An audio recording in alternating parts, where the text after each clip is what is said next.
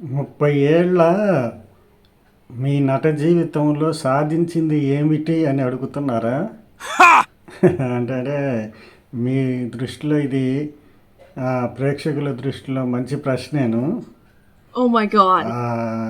ఈ 30 ఏళ్ళ నట జీవితంలో నేను సాధించింది చాలా తక్కువ.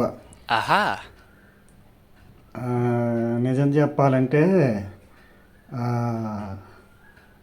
నన్ను మా ఆవిడ సాధించింది చాలా ఎక్కువ.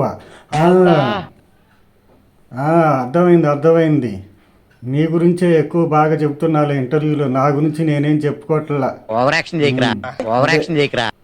ఆవిడ నన్ను సాధించిందే చాలా ఎక్కువ. అర్థమైందిగా విలేకర్ గారు, అది విషయం.